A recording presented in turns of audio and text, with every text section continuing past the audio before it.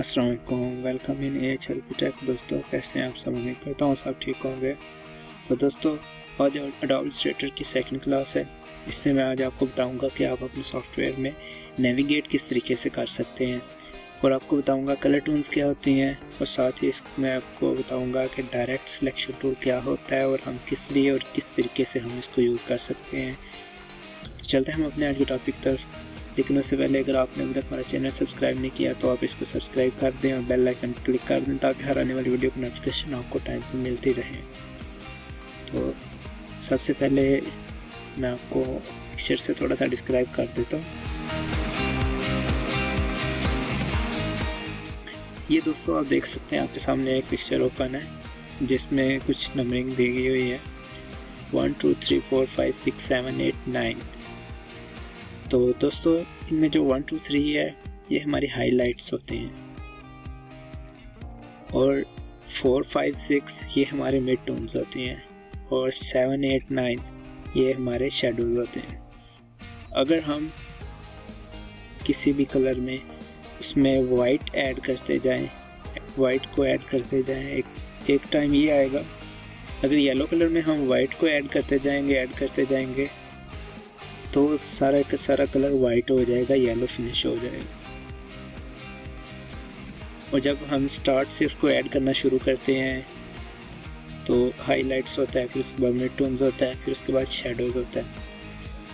मतलब ये कि अगर किसी में हम कलर में ब्लैक ऐड करते जाएं तो एक टाइम आएगा कि वो ब्लैक हो जाएगा। और ये कलर की वैल्यू होती है जो कि 1 2 3 4 5 6। अगर 4 5 6 को हम दरमियान से निकाल दें तो जो हमारे पास कलर की वैल्यू आएगी वो होगा कंट्रास्ट। तो आपको कलर की वैल्यू पता होनी चाहिए, हमने कौन से कलर को किधर यूज़ करना है। ये मैं अपने कुछ प्रीवियस लेक्चर्स में बता चुका हूँ, जो कि एडोब इलस्ट्रेटर का कोर्स मैंने अभी स्टार्ट नहीं था किया, लेकिन जैसे जैसे हम काम करते जाएंगे वो मैं आपको साथ साथ गाइड करता जाऊँगा।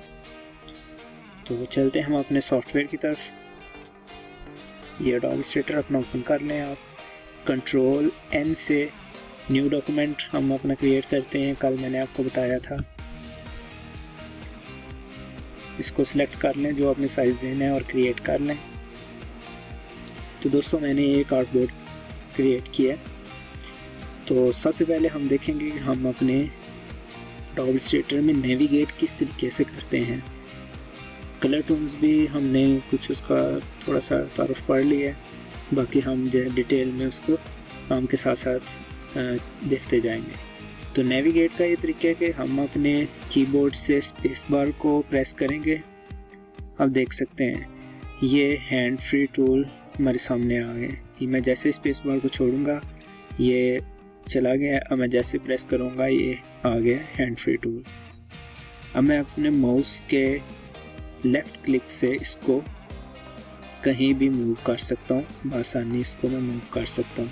कहीं भी आप मूव करना चाहें, इसको इधर मूव करना है या ऊपर आप जिधर भी मूव करना चाहें।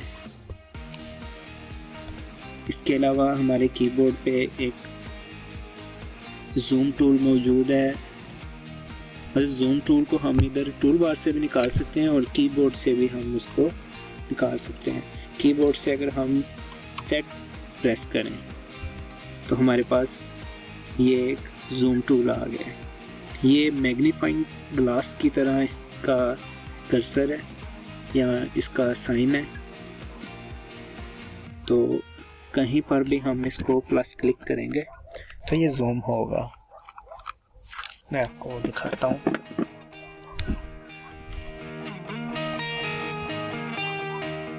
ये दोस्तों आप देख सकते हैं, मैं इसको जैसे जैसे जूम कर रहा हूँ ये जूम होता जा रहा है। इधर भी आपको ऑप्शन मिलेगा, आप इसको 64,000% तक इसको जूम कर सकते हैं। और मैं इसको अब जूम आउट करना है तो इधर से मैं इसको जूम आउट कर सकता हूँ, ये जूम आउट हो गया। इसके अलावा मैं अगेन इसको जूम करूँगा और ऑल्ट प्रेस करूँगा तो ये माइनस हो जाएगा, मतलब ये अब जूम आउट होगा। ऑल्ट प्रेस करके मैं इसको माउस का लेफ्ट क्लिक करूँगा तो ये जूम आउट होता जाएगा। ٹھیک ہے. تو دوستو یہ ہمارا نیویگیٹ کا ٹاپک بھی کلیئر ہو گیا. اب ہم اپنے چلیں گے انڈائریکٹ سلیکشن ٹول کی طرف. سب سے پہلے ایک ریکٹینگولر ڈرا کر لیتے ہیں ہم. شفٹ کے ساتھ اس کو ڈرا کیا میں نے. تو اب آپ دیکھ سکتے ہیں میں اس کا اگر ایک ایج سلیکٹ کرنا ہے، یہ والا ایج، تو یہ سارے کا سارا سلیکٹ ہوگا. یہ سلیکٹ کر رہا ہوں، یہ سارا سلیکٹ ہو رہا ہے. یہ دیکھیں اگر ایک کو سلیکٹ کر رہا ہوں، یہ سب سلیکٹ ہو رہا ہے. اور میں چاہتا ہوں کہ صرف میں اس ایریا کو سلیکٹ کروں جس کو میں سلیکٹ کرنا چاہتا ہوں، صرف اس ایریا کو میں سلیکٹ کرنا چاہتا ہوں. تو یہ ڈائریکٹ سلیکشن ٹول سے ہوگا، اس کے بغیر یہ نہیں ہوگا. تو یہ میں ڈائریکٹ سلیکشن ٹول کو سلیکٹ کیا اور یہ میں نے اس کو سلیکٹ کیا. تو آپ دیکھ سکتے ہیں صرف یہ ایریا موو کر رہا ہے، یہ دیکھ سکتے ہیں. اب میں اگین سلیکٹ کروں گا.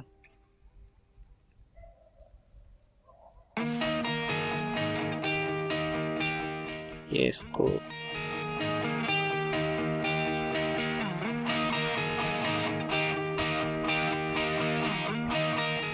یہ دو پوائنٹس ادھر جوائنٹ ہوئے ہیں، اس وجہ سے اس کو پرابلم آ رہی ہے.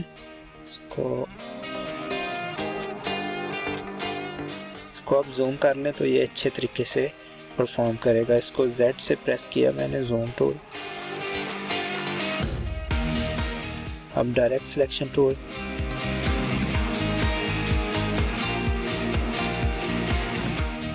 اب آپ دیکھ سکتے ہیں کیونکہ اس کے ساتھ جو دوسرے ایجز ہیں وہ بھی سلیکٹ ہو رہے تھے، اس وجہ سے یہ ورک نہیں تھا کر رہا. کیونکہ آپ نے اس چیز کا خیال رکھنا ہے کہ آپ نے جس ایریا کو سلیکٹ کرنا ہے صرف وہی سلیکٹ ہو، اس کے ساتھ جو ایریا سلیکٹ ہوگا تو پھر آپ کو پرابلم فیس ہوگی. تو اس وجہ سے آپ اس کو زوم کر لیں. یہ دیکھ سکتے ہیں آپ ڈائریکٹ سلیکشن ٹول کا ہی فنکشن آپ کو آج میں نے بتایا. تھوڑا سا میں پیچھے سے ریپیٹ کروں گا.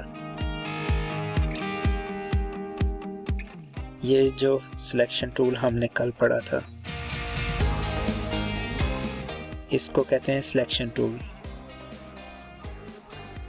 تو اس میں ہم کیا کر سکتے ہیں، ہم اس کو کسی بھی آبجیکٹ کو، کسی بھی اپنی شیپ کو ہم سلیکٹ کر سکتے ہیں، اس کو موو کر سکتے ہیں، اس کو ہم ریسائز کر سکتے ہیں، اس کو روٹیٹ کر سکتے ہیں. تو ڈائریکٹ سلیکشن ٹول سے ہم اپنا جو ڈیزائر ایریا ہے اس کو صرف سلیکٹ کر کے ہم اس کو موڈیفائی کر سکتے ہیں، جیسے کہ ہم نے اس کو موڈیفائی کیا ہے. تو یہ ہمارا آج کا لیکچر تھا. تو اسی طرح ہم ساتھ ساتھ ٹولز پڑھتے جائیں گے، ساتھ ساتھ اپنا ورک کرتے جائیں گے. ہم بزنس کارڈز بھی ڈیزائن کریں گے، ساتھ ساتھ ہم اس کے لوگو وغیرہ ڈیزائن کریں گے، فلائر ڈیزائن کریں گے، اور جو گرافک ڈیزائننگ میں انکلوڈ ہے ہم ساتھ ساتھ سب ڈیزائن کریں گے. لیکن ساتھ ساتھ جس ٹول کا ورک کرنا ہے صرف اس کا میں آپ کو بتا رہا ہوں، پھر اس حساب سے اپنا ہم ورک آگے کنٹینیو کریں.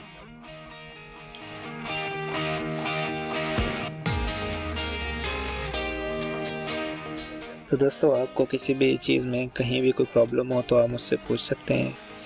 اپنے سوشل میڈیا اکاؤنٹس کے لنک میں نے دیے ہوئے ہیں، واٹس ایپ نمبر بھی میں نے دیا ہوا ہے. کسی کو کوئی بھی پرابلم ہو ای میل پہ بھی پوچھ سکتے ہیں، آپ کمنٹ سیکشن میں بھی پوچھ سکتے ہیں. میں ریٹیک کر دوں گا اگر آپ کو کہیں سے سمجھ نہ آئی. اور کچھ فرینڈس کو اس میں پرابلم ہو رہی ہے سافٹ ویئر انسٹالیشن میں، تو اس کا لنک میں اگین ڈسکرپشن باکس میں دے دوں گا، آپ وہاں سے ڈاؤن لوڈ کر سکتے ہیں. تو آپ کی جو پرابلم ہے وہ سالو ہو جائے گی. تو دوستو ہم اپنا ٹاپک وائنڈ اپ کرتے ہیں یہیں. تو thanks for watching. If you like my work, like, comment and share my video. اللہ حافظ.